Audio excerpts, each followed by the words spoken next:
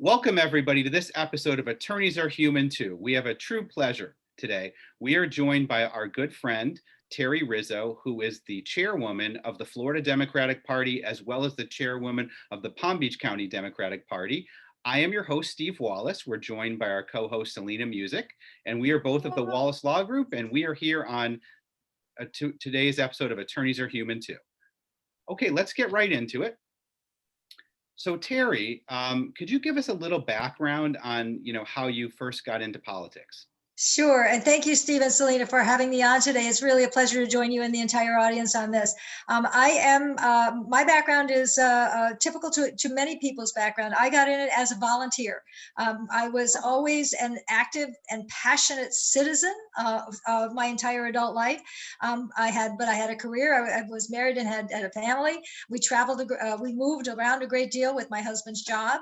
And when we were living, so I never got involved in politics on the participatory level, on a volunteer level, until we were living in Brussels, Belgium in 1998 to 2002. And we were over Democrats Abroad, if you will, watching the entire Clinton impeachment and most importantly, the election of 2000 via CNN International and working there. I got involved initially with Democrats Abroad there for a bit and vowed when I got back to the United States that I was going to get involved and do my part to make a difference. At the time, we thought we'd go back to California, which is where we had gone to Brussels from, but we ended up in Palm Beach County, the famous scene of the butterfly ballot crime. And so, if you will, I jumped in 2004, when the John Kerry campaign came into town, volunteered as an office volunteer at the Kerry office, and that was the beginning. I then became a precinct committee woman for my precinct in Boca Raton. I think I met you during the gubernatorial campaign in 2006. I think that's about right, because that's when I got really involved with the DEC, and we were heavily involved with that election in 2006. And then 2008, I ran to become the vice chair of the Palm Beach County Democratic Party, ultimately became the chair in 2012, ultimately then went on to become the chair of chairs for all of Florida, of all the county chairs in the state of Florida, and a DNC delegate. And then when there was an opening for a special election for the state party chair, I became the chair of the Florida Democratic Party in December of 2017. So that is how I got to be the chair of the Florida Democratic Party. So I started off like a volunteer. We are so happy to have you, and it's definitely a great story to see somebody that's willing to put the work in gets to go to the top of the mountain. And there are so many people like me. There are many people who started off as volunteers and worked their way up in various capacities. And that's the grassroots. That's the basis of the party, are the people who are on the ground volunteering. So. And we appreciate all of them. I must say, I mean, we now have, and I will say, around the state of Florida, volunteering, we now have at least over 30,000 documented volunteers, through the van, and many more. I mean, there are people that aren't in the van, but we have over 30,000 volunteers who are volunteering through the party and through the campaign. So if you could tell us, what exactly are your duties as the chairwoman of the Florida Democratic Party? And then I know, each day is not the same, but if you could give us a day in the life of Terrie Rizzo, chairwoman of the Florida Democratic Party. Anything and everything it is to get out the vote, and that's exactly because overall the Florida Democratic Party, as the arm of the Democratic National, Committee, we're responsible for building the infrastructure and getting out the vote in coordination now with the campaign. So we are involved in working with our 67, or actually we don't have 67 with our 60 county parties. There are a few very small counties that don't have DECs, but the vast majority do. Working with the infrastructure to build the programs that will help us win. That includes voter registration, vote by mail in particular, and I really want to talk about that in just a minute, vote by mail, because that is going to be a really key part of our winning. Voter protection. The Florida Democratic Party was the first state party in the country to build a voter protection program, which now has unfolded into the Biden campaign and is the most massive voter protection program ever seen in any state in the country.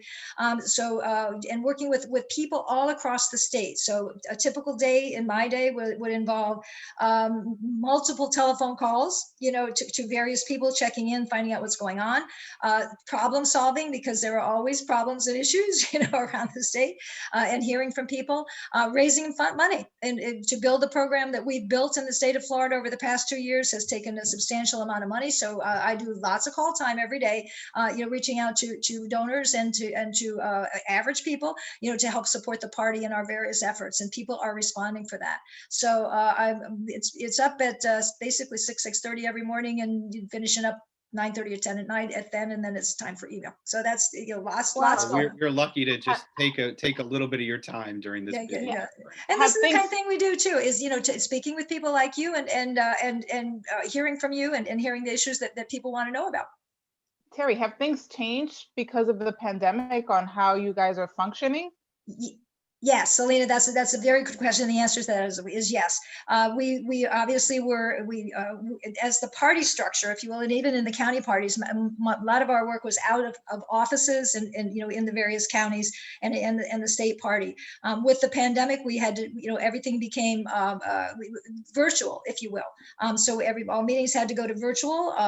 Contact with the voters became virtual, by telephone, by texting, through various social media platforms, and lots of phone banking and so on. So there was a substantial, and in fact, a huge pivot in terms of how we did business. And just recently now starting to come back to a limited, and this wasn't just here. I mean, this was national too, coming down from the national, and also through the Biden campaign as well. So all of that work shifted to become much more virtual and much more online. And for example, I'm sitting here in my home right now. I'm in my dining room office. I'm not in an office. I'm in this, just like everybody else. We're typically working out of our homes, or in reaching out to people across the state this way. So yeah, so there was a big change. People are getting back now with, again, because Democrats believe in science and believe in following safe procedures and policies, beginning to do a certain amount of work, again, observing social distancing, wearing masks, and doing all the things that we're supposed to do, but doing some on the ground campaigning now. So. Excellent. That's great. So you mentioned vote by mail, and I proudly will say that I drove to the supervisor of elections on Congress in Delray Beach, and I took my absentee ballot, my vote by mail ballot, and I deposited outside into the box, and I have officially voted. And I am proud of you for that. That is fantastic. And you are one of, and I'm going to tell you here. With my mask on too, obviously. Yeah, very good. That is absolutely me too. Me too. Yeah, all right. So that is great. And me too. I will say I voted. So my husband and I voted. So there are 4 of us who have voted now out of 2,145,584 Democrats who have requested vote by mail ballots for this session. Excellent. Is that the state of Florida or the county? No, that's the state of Florida. I can tell you the county in Palm Beach County in a minute, but that's the entire state of Florida. That is more than 1 million more vote by mail requests than in the 2018 election on election day. Wow. So already more than 1 million vote by mail requests. And Selena, to your question, this is one way how we pivoted to getting out the vote. To working to get out the vote and build the electorate we need through vote by mail, because it makes it easy for people to vote. It makes it convenient for people to vote. People have a choice, and voting by mail makes it easy. That, just so to put that in perspective, that is a margin on the Republicans statewide now of 782,577 vote by mail requests, a margin on the Republicans. That is all right. Fantastic. This time in 2018, we actually had a lead in vote by mail requests, but the Republicans outvoted us in vote by mail by about 40,000 in 2018. Okay. So we would have to follow. So I'm sure that there's a program in place. Once a ballot's requested, then you have your telephone team follow up with those voters to make sure that ballot goes to the supervisor of elections or goes by mail. And that's exactly. And let me tell you, Palm Beach County, out of 443,000 Democrats, 867 exactly. That's how many we have registered Democrats in Palm Beach County, which is about 43% of the total electorate in Palm Beach County. Out of that, we have Democrats requesting vote by mails, 232,902. All right, so we actually have. Selena's just south of us in Broward County, which is another Democratic stronghold. I don't have those numbers with me. I can get them, but you guys have massive numbers too. In actual fact, Broward County, Selena, is the most blue county in the state. You know, Palm Beach County is the largest geographical county. We have the third number of Democrats in the state. Broward has the second most number of Democrats after Miami-Dade, but it is the bluest county. You outnumber the Republicans by greater numbers in Broward. So Broward is a real stronghold, and your vote by mail numbers are huge too. Steve, back to Palm Beach County, just to let you know the return so far. Democrats have returned 87,459,000 ballots in Palm Beach County, to the Republicans 28,429. So 87,000 to 28,000. And that's 37% of all Palm Beach County Democrats have already voted by mail. So that is amazing. Great. Amazing. Terry, I have a question. I mean, this is the first time I've actually voted by mail, and obviously it's due to the pandemic. And not that I'm actually, sick, but I'm concerned for others. So, I figured the less interaction with people, probably the better, considering I know that the majority of the people that are going to probably go vote physically are going to be a little bit older. So I wanted to lean on the side of caution, but there is a lot of concern about, because of all the speculation and all the media and all the talk, is it safe to vote by mail? Is my vote going to be counted? I am so glad you brought that up. That is so good, because that is a deliberate Republican ploy to depress the vote. It is a false and a completely false attack on the integrity of vote by mail for a number of reasons. And because first of all, Florida has been voting by mail since 2002. You all know that this is not a new system in the state of Florida. And you all know that, and I also want to remind people, how did you get your ballot? It was in the mail, right? You got your ballot through the mail, and you got it within days of it being sent to you, did you not? I mean, in Palm Beach County, for example, they were mailed on they dropped on the 24th, and they were received within 2 or 3 days. People got them within 2 or 3 days of receiving them. Some people got them the very next day, in terms of them. Some of the other states were a little later. Counties, Miami-Dade and Orange, for example, their ballots didn't drop till the 1st, so their votes are just now coming in. But so we all got our ballots through the mail. Returning it through the mail is very effective. But the idea is get them in early. If there's going to be any little delay, you want to make sure you get it in immediately. So, most counties have a slate card on their website. We do. Palm Beach County has our slate card on our website, and most of the counties do. So go and look and see who you should be voting for. And of course, it's no secret, vote Democrats straight up and down the ballot, right? but if you don't know who some of them are, you can find that out on your website. But I mean, get the ballot in early. If for any reason that you are concerned about the mail, which you would prefer to drop your ballots off, every early voting site throughout the entire state will have locked drop boxes at every early voting site during the hours of operation. That's what I did. I went today and before early voting, and I just dropped it off. There was somebody sitting outside, and you didn't have to go into the building. At the supervisor elections, yep. And I know in the past, and at least in Palm Beach County, one of the ways, I mean, we've always had a pretty high number of vote by mail. We tell people, just vote in your pajamas. You don't even have to go there, Yeah.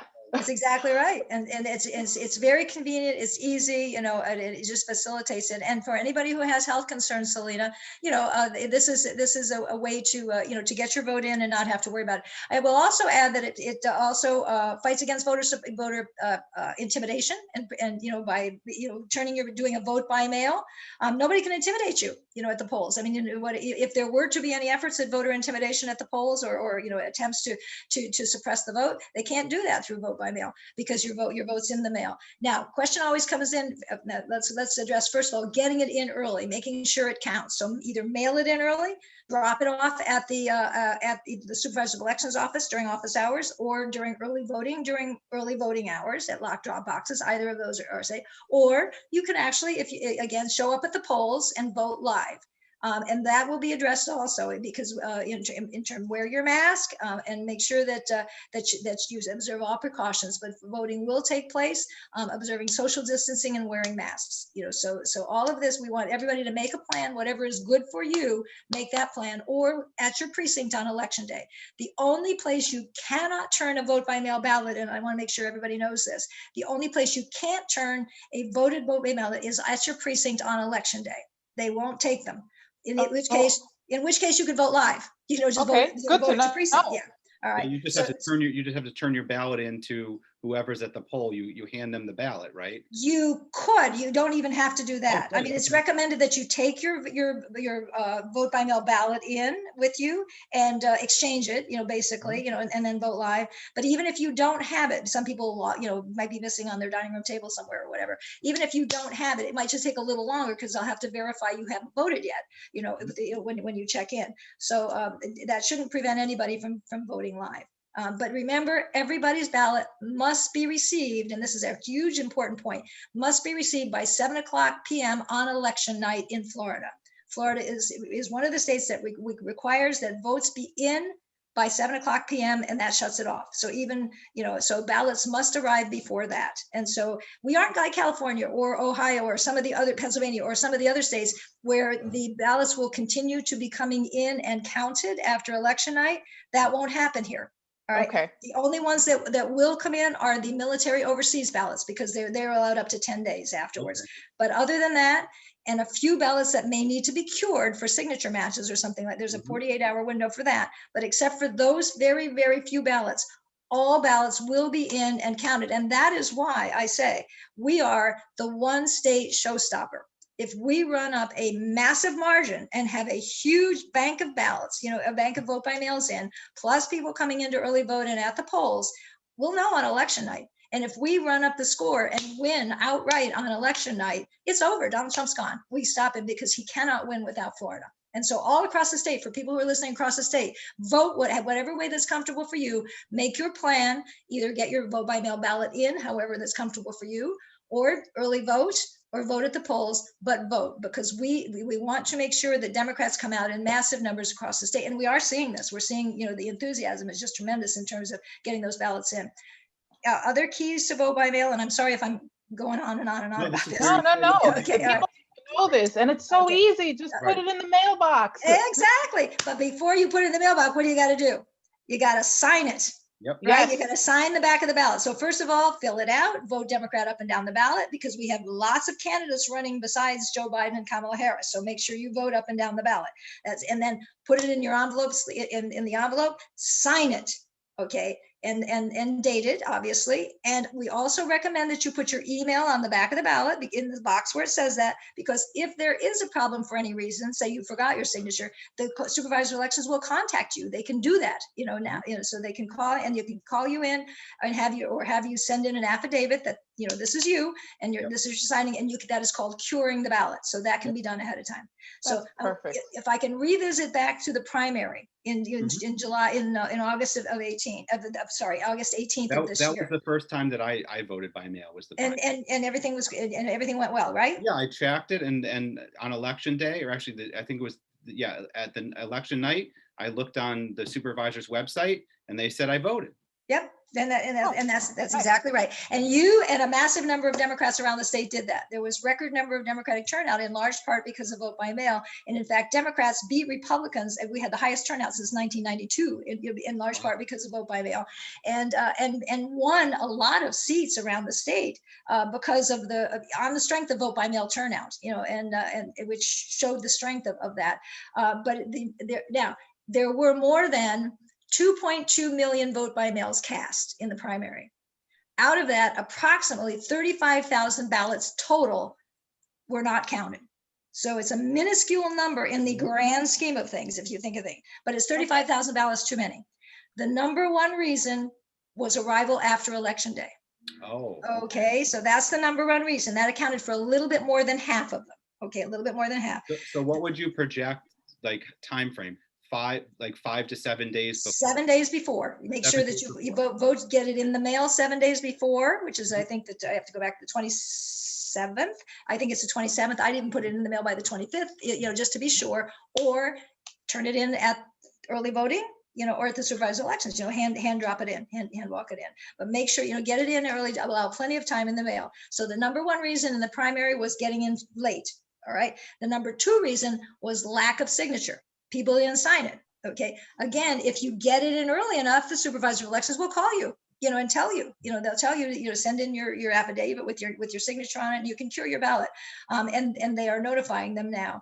There is a 2-day window past election day for that to take place now. That was changed in law after the 2018 election. So voters have 2 days after the election to make sure their ballot's secured. But if you get notified early, get it in there and do it now. Right.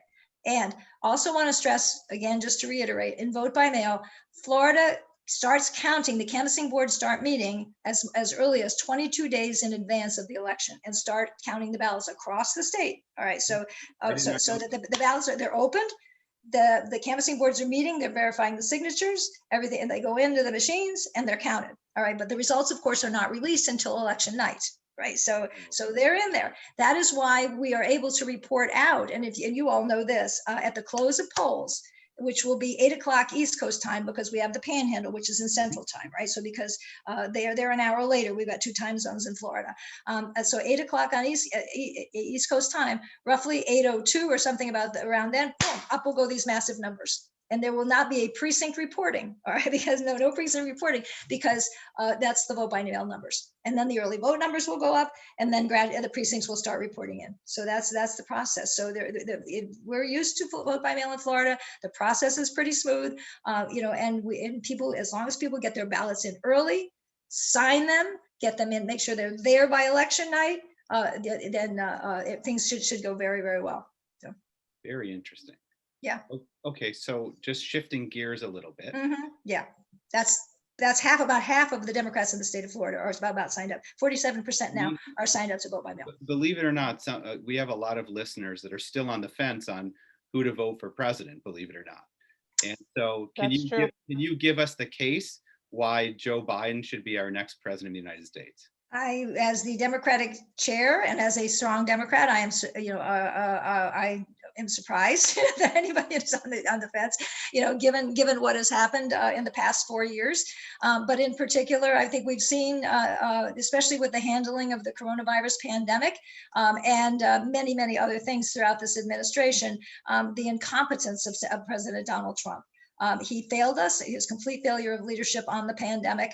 And he knew early on, he knew in March that this was going to be serious and downplayed the results, has still refused to this day almost to, and flagrantly, violated the mask wearing policy, even after having, gotten coronavirus himself. The importance of safety precautions and health precautions for everybody, testing processes and so on. And it's not just that; it's going after any number of programs that benefit the people of the United States. The Affordable Care Act is one thing. As we speak, even as we speak right now, in the middle of a pandemic, Donald Trump and his administration have a case before the Supreme Court, as you know, to declare the Affordable Care Act unconstitutional, get rid of it altogether, which would, in fact, as you well know, affect millions and millions of Floridians, and many, many more millions across the country, in terms of keeping safeguards for people with pre-existing conditions, for allowing children under 26 to be part of their parents' plans, for issue after issue after issue, in the middle of a pandemic. And that's one of the reasons they're attempting to rush through the Supreme Court nominee, because they would like to have her in unconfirmed so that she can be there to help vote and shoot down the Affordable Care Act. But that's, again, only part of it. Donald Trump and his administration have gone after everything and dismantled environmental protection issues, for people who are concerned with the environment, which is a huge issue here in Florida, as well as around the country. They've dismantled numbers of the environmental protections that we have in the United States. And on virtually issue after issue, Joe Biden will be the better president. He has a plan for the economy to build back better, and the complete plan is up on his website, that would benefit not just the wealthy, and particularly the corporate interests, but the average working family, the working class people of the United States, who have been so drastically affected by particularly the pandemic, but the economy in general. I like Joe Biden because he went to my law school. There you go. Well, that too. And you know what? And also he's a caring individual. He's caring and compassionate. He listens to people. He has been through, he has suffered himself, as you know, he's lost family members himself.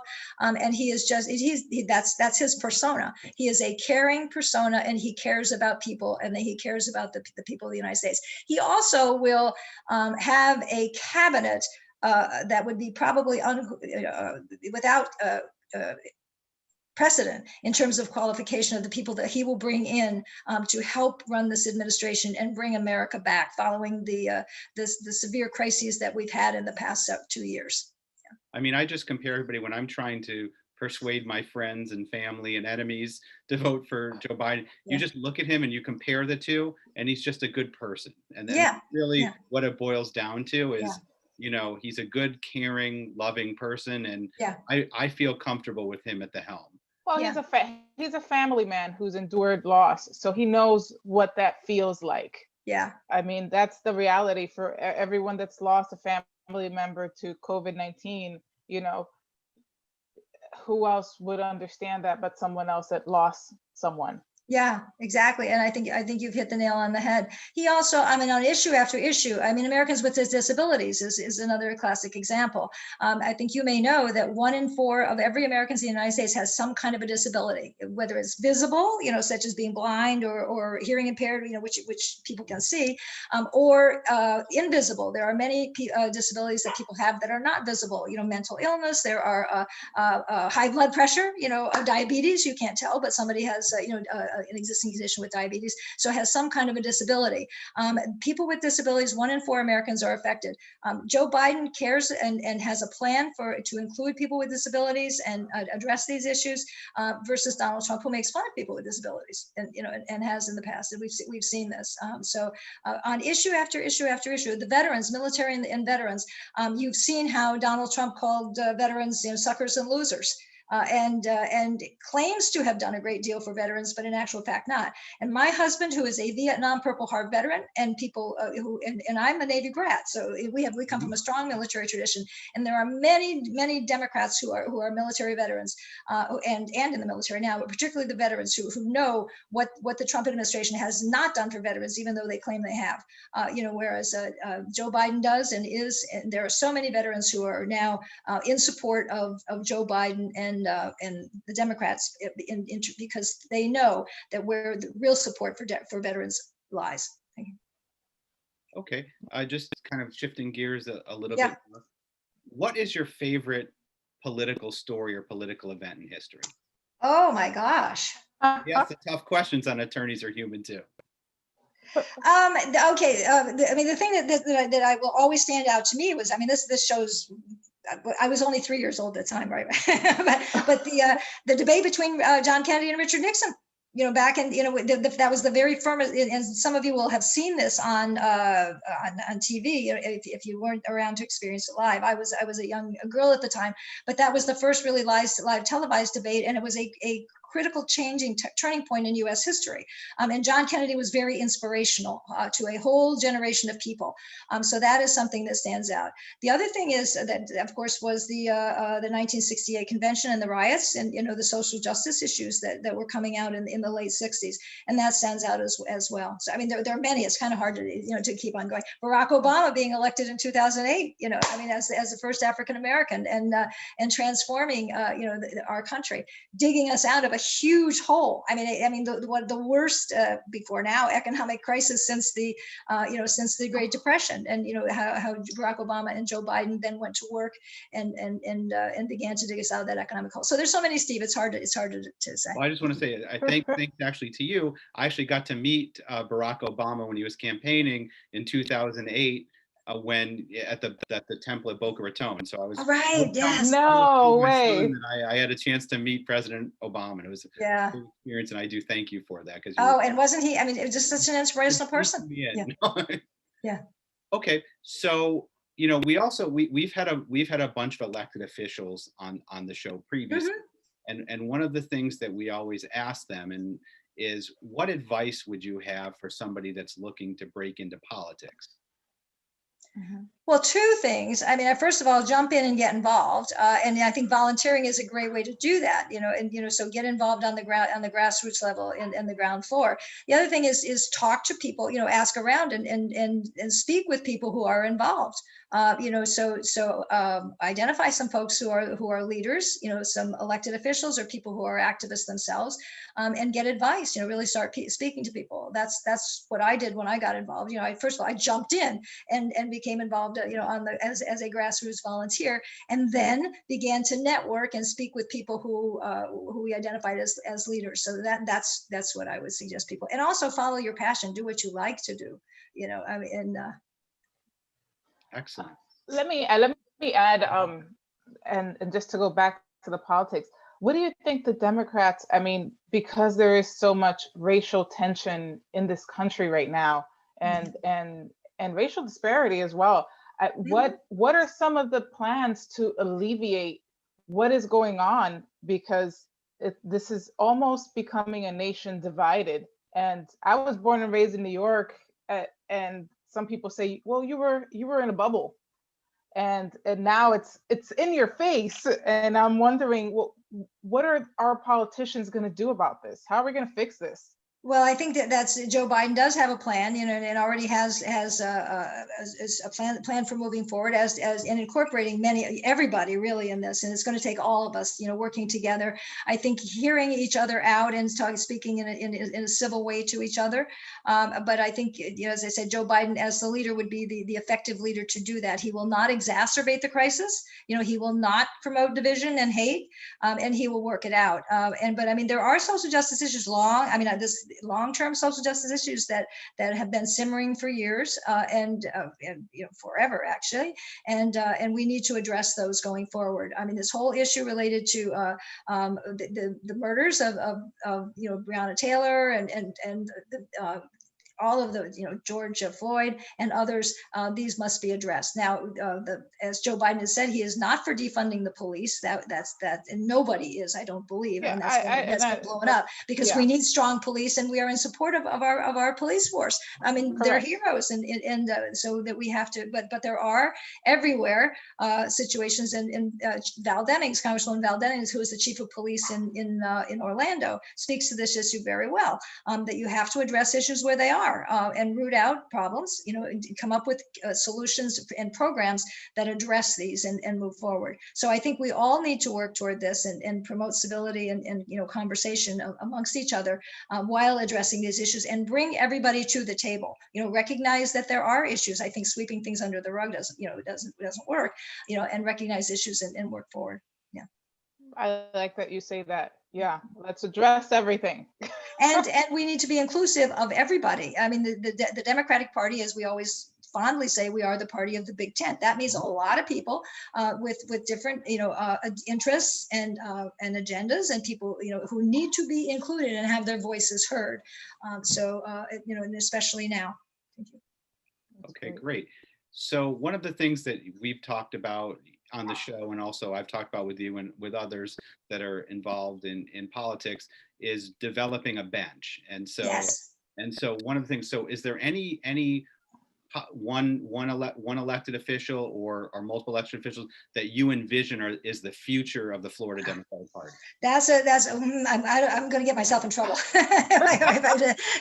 No. So let me address that. First of all, I'm going to go back. I mean, because that is one of the things that the party as a whole, even nationwide, has had an issue with, probably for the past 8 to 10 years, is the fall off on the bench, and in particular, in Florida as well as nationwide. So the FDP actually, starting in last year in 2018, began after the election and going into 19, began to work to develop programming to help build the bench, trainings, around the state through what we call our MVP program, our Municipal Victory Program, and down ballot candidate program. So it's trainings that went out to people interested in running for office, identifying them through networking with local elected officials who are already there, getting people trained and ready to run, and also campaign workers. Now, fast forward to now, where we have more than 400 candidates running throughout the state of Florida. for various offices. So in partnership with the FDP, with some of our caucuses like the Democratic Environmental Caucus, with Ruth's List, with working with the House and Senate Victory, and a whole combination, our partners in various unions, clubs, and caucuses.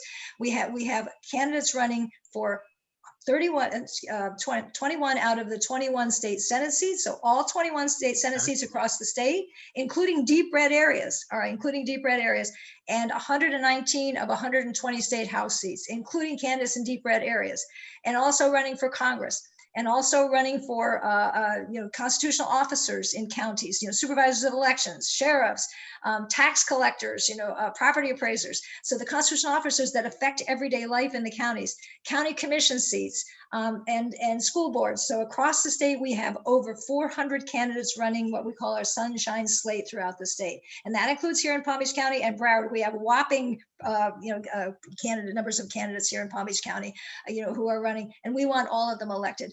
This is our bench, and so these people are being elected now to make a huge difference in the state of Florida on every level, and they will be our bench going forward.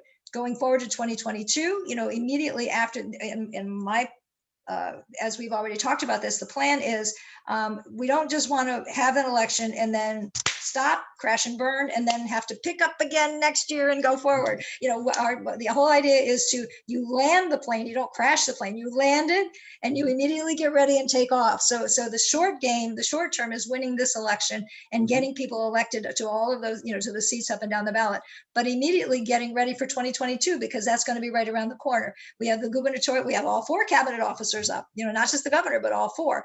And we have, of course, a U.S. Senate seat coming up. Marco Rubio's up in 2022, so we're going to be going for that one as well. So in answer to your question, I'm coming back around now, Steve, on that. In answer to your question, there are going to be multiple candidates who are coming forward, and we've already begun to hear from them. So, you've already heard from a number of them, and people are exhibiting interest in potentially running because they know what's coming up in 2022. But everybody right now is focused on this election now. This is the one we've got to win. This is the most important election, and without hyperbole, certainly of the modern era. It is believed that this is probably the most consequential election since the election of 1860. And some people argue even going back to the very first one, after the very first one, because in terms of how the direction of our country will go. And there is no path for Donald Trump without Florida. He cannot win without Florida. So it's up to us to get that vote out, all those votes everywhere. Everybody listening across the state, we need your votes and we need you working. So. Okay, so Celine and I are going to ask you one more politics related question, then we're going to pop culture questions, and then I'll take you home with the lightning round. So my last question, I have a 4-year-old daughter, and will hopefully be future governor of the state of Florida or something along those lines. That's right. One of the things that I've seen, over the last probably 10 to 15 years is the influx of female candidates for elected office. So could you just enlighten us a little bit about that, and just also provide advice to females that are looking to run for elected office? Thank you, and I think that's great, and I think it's absolutely terrific that your daughter is going to have her aspirations set to be governor or more. All right, because that, right, Selena? Because women, there is no ceiling anymore. Kamala Harris is showing what a strong woman, running for office is like. Hillary Clinton did it in 2016. But we're, this is the year that I believe that is going to happen. Right, because there is no. First of all, in answer to your question, Steve, I think women bring collaboration to the table. Women work with each other and often don't get into grudge matches, if you will, with or what might be called pissing contests. I'm sorry for using that term, but you know what I mean. In terms of and they bring collaborative efforts and working together. And we see on a national level on down what has happened with Democrats, with women in politics. Women voters vote in more massive numbers than men do. And I think that the involvement of women in politics on every level, from volunteer up to Speaker of the House, and now Kamala Harris running for Vice President, and the women who will be in the cabinet, is very significant, and they bring a difference to the table that helps the process forward. Thank you. And so to your daughter, girls growing up now will have the benefit and women who have come before, standing on the shoulders of those women suffragettes who 100 years ago got the vote for the women, and then standing on the shoulders of people like Geraldine Ferraro and the people and Shirley Chisholm who ran for office early, and then for Hillary Clinton, who ran for president last time, and Kamala Harris now. So standing on all these shoulders, she will be able to build, and the future is bright for her. Yeah. Plus, women have more patience. There you go. Yeah, I think so. Putting up with everything. Yeah.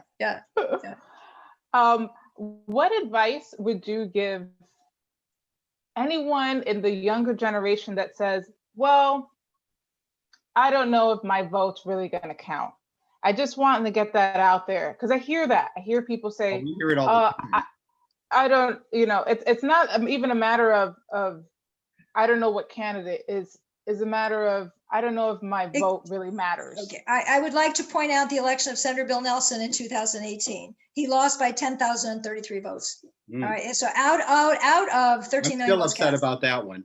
I know exactly right. Now that you got to remember, out of 13 million votes cast, so I mean, so to lose by 10,033 votes out of those, that number of votes cast. So if one or two more people in every precinct would have voted, that's a generalization, because it depended on where the distribution was, et cetera. And there were reasons, the Broward ballot design was an issue, where there were undervotes, et cetera. There were numbers of reasons, but in answer to the question, does your vote count? Yes.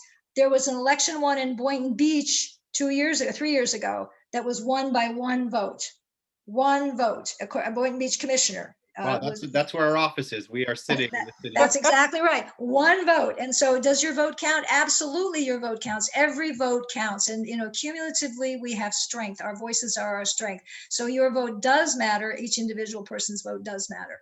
And it matters a great deal. I mean, can you imagine the difference between Senator Bill Nelson and Senator Rick Scott?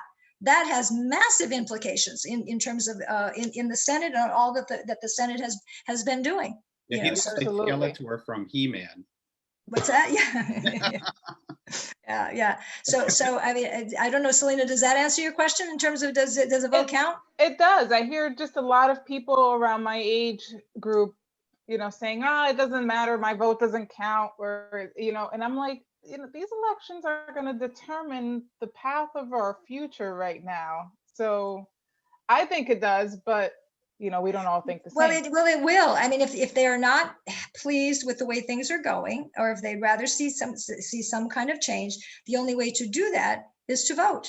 Is to express your opinion and vote for the people that are going to bring policy forward the way you would like to see it. Now, it will not always be perfect, as we know. Nobody ever gets 100% of what they want, or sees what they want. But at the same time, we move forward in either one way or the other way. And so the group that people that you vote for will take it in the direction and work toward those programs and policies that you want to see. But you have to vote in order to make that happen. Sitting on the sidelines gives your vote to somebody else. It lets somebody else make those decisions for you. You don't get a voice when you don't vote. So that is why it is so critical that every person vote, and your voice does make a difference. And I'll go back to some of those elections where Senator Nelson lost by 10,033 votes in the state of Florida, and we ended up with Rick Scott. Same thing we had with Andrew Gillum. It was 32,000, and a couple hundred, and we ended up with Ron DeSantis. You can't tell me there is not a big difference between a government run by Ron DeSantis and one that would have been run by Andrew Gillum, a Democratic governor, yes. in terms of that. All right. And also the difference between Senator Bill Nelson and Senator Rick Scott in terms of what they're voting for and on, and the policies that they're promoting. So if people, more people need to vote, they needed to have voted then. Even though we had record turnout in 2018, we didn't have quite enough, but we did get Nikki Fried. We got Commissioner Nikki Fried. And so because with record Democratic turnout, and that shows the difference of having a Democrat in office, and what having a statewide Democrat can do, having a leader of that nature. And our Democrats in the House and Senate are fighting every day in the State House and State Senate. And we need more of them, and to flip the Senate and in the State House in order to implement democratic policies. Yeah. Absolutely. Okay, so now we're shifting to what everybody's looking forward to, pop culture. Okay. So my first question for the fun part. We'll ask 2 questions each, and then we'll go to the lightning round. Okay. My Okay. first question, and this is a popular question in our show, is what is your favorite song or songs of all time and why? Oh gosh, of all time? Wait. Uh, well, Any era. You can give us any era. Any era. okay. Oh my God. Well, they're like probably 10. I love Well, "Don't Stop Me Now" by Queen. I love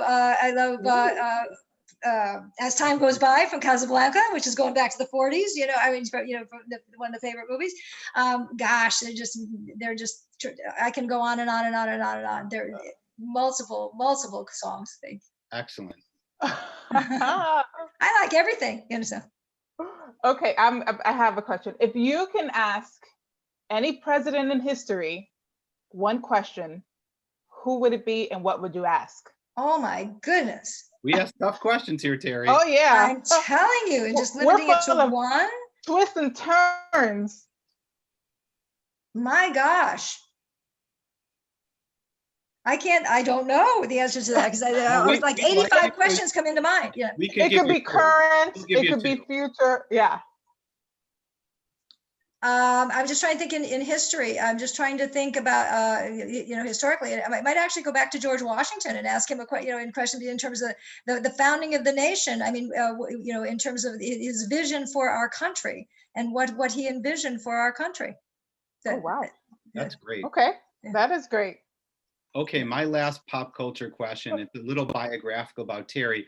One thing that a lot of people don't know about Terry is she's for many years has been involved in the fitness industry. Yes. And can you tell us a little bit about that? And you have a fitness book and a video. So I do. It's a long time. Yes, indeed. I was in, but my real profession is health and fitness, and I got many years ago when adult fitness started to come into vogue, and so I became one of the first aerobic instructors and fitness instructors, certified fitness instructors, and went on to have my own organization. When we moved to Belgium, and we established fitness programs when we lived over there, and then came back to the United States and went to Stanford, where I became the program director at the Stanford Medical Center for health and fitness programs, and that's where we had the book, and we wrote the book called the Stanford Medical Center.